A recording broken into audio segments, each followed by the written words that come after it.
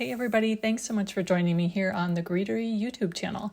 Today I'll be showcasing a new addition to our BotaniCuts dye series, a Wisteria dye. We'll be doing some coloring and assemble that, and then we'll pair it up with another new dye that's coming to the shop as part of our garden party collection called the Atrium dye, and we'll put together this pretty card. So here's a quick look at the Wisteria dye. This dye contains a large greenery stem, a couple greenery sprigs, and then 3 wisteria blooms, each of which consist of 2 layers.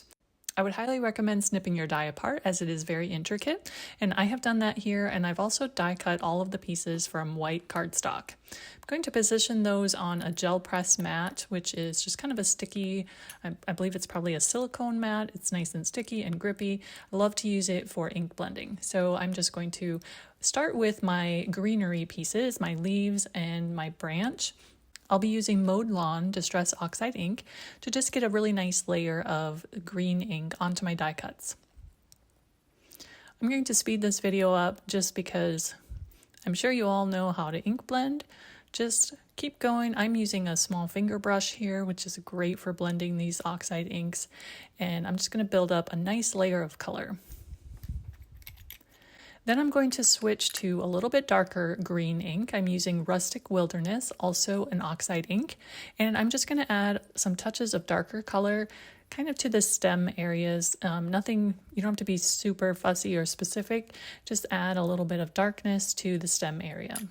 Then I'm going to pull out a dark green colored pencil and add just a little more shading to the leaves. This is super easy to do. You can kind of follow the embossed veining on the leaves and just follow that, use that as your guide. Just add a little bit more depth of color to the center of the leaves and extend it outward.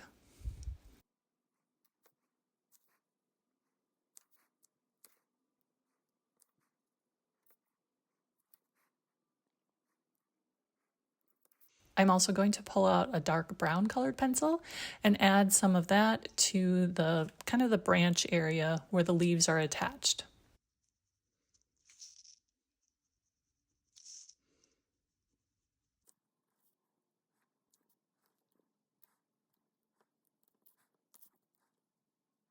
So our branch is all colored, and I love how that turned out. I love how the brown added a little bit of like a rustic texture to the branch. And so now we're going to move on to the blooms. Blooms, I'm going to be using 3 shades of Distress Oxide inks. I'll be using Blueprint Sketch, Villainous Potion, and Shaded Lilac. I'm going to start out with Shaded Lilac, and I'm going to be adding a nice base coat to all 6 of the die cut bloom pieces.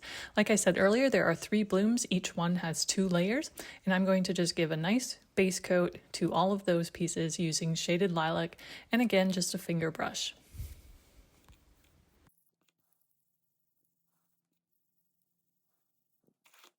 I want a purple that's a little bit more on the blue side, so I'm also going to take some Blueprint Sketch and lightly sponge that over the Shaded Lilac.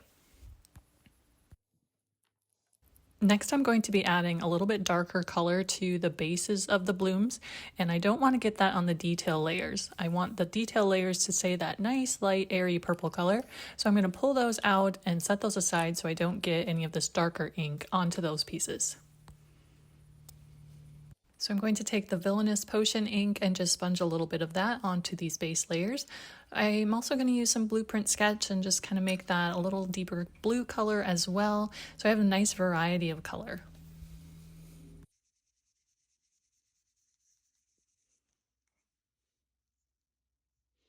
Next, I'm again going to pull out my colored pencil to add a little more shading and detail. I'm going to start with a dark purple colored pencil on these base layers, and I'm just going to add just some simple strokes, kind of envision that the blooms are coming out from a center point. Wisteria blooms kind of hang on like a center stem, and so I'm just going to just kind of imagine that in my mind and make some nice little just shaded stroke marks. Very simple to do, and just kind of add those as if they're coming from the center stem and extending outward. Now I'm going to move over to the detail layers that we had set aside, and I'm pulling out a lighter, kind of a bluey purple colored pencil, and I'm going to do the same thing with these blooms as well. And I'm also going to use some green and add a little bit of detail to where some stems might be showing.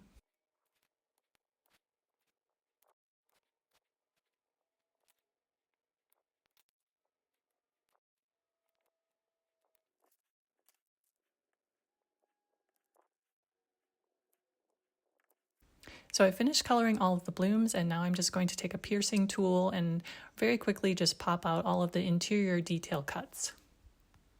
So these are all ready to go and ready to assemble, and I've lined them up here so you can kind of see which pieces go together. It is pretty easy to tell as they are different sizes, but the two smaller ones are a little bit close in size, but you should be able to see which ones go with which. There's also a guide included with the die, and you can refer to that as well.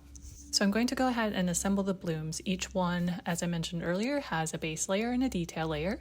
I'm going to be adding just a little bit of a liquid adhesive down the center so that I can add that detail layer and then just kind of pop up, bend up the petals on the detail layer. Give those a little bit of dimension.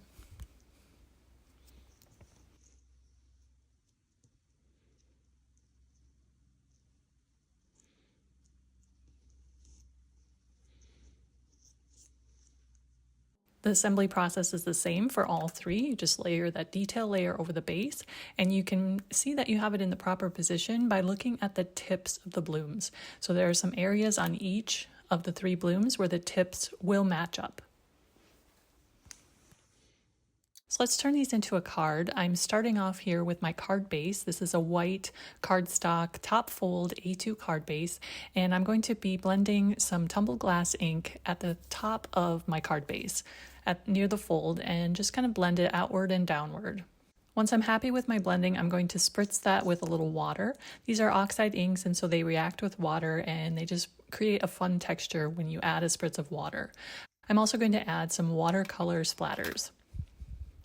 Those got a little darker than I intended, so I'm just going to blot those off with a paper towel.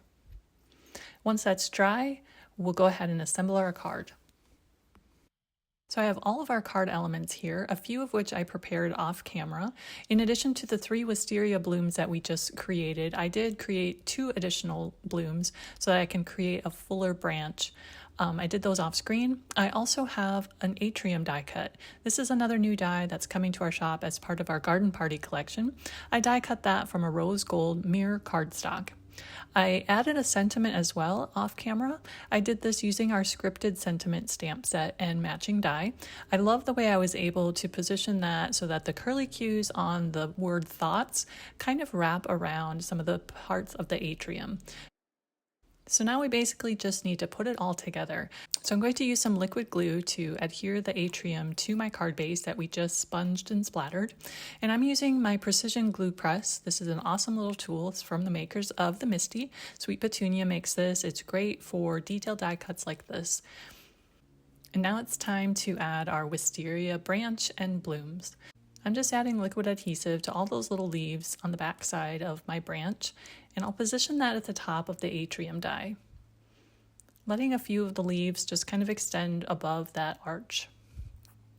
Then I'll go ahead and attach the blooms. As you can see, there are 3 little areas here where those blooms are to be attached, and you can follow that or you can do your own thing as well because they do cover up that area, so you're not obligated to add them exactly to that area. I am going to be adding them to approximately to that area, but then I'll be adding a couple more as well over onto the left side to create a really nice full wisteria branch. So that's a wrap, and our card is finished and ready to go. I love the wisteria blooms and how detailed they are, and yet super simple to assemble. Thanks so much for joining me, everyone. I hope you enjoyed this look at a few of the new products that are part of our garden party collection. This new collection is coming to the shop tomorrow, Friday, June 14, and it will be available to shop beginning at 10 a.m. Eastern Time at thegreetery.com.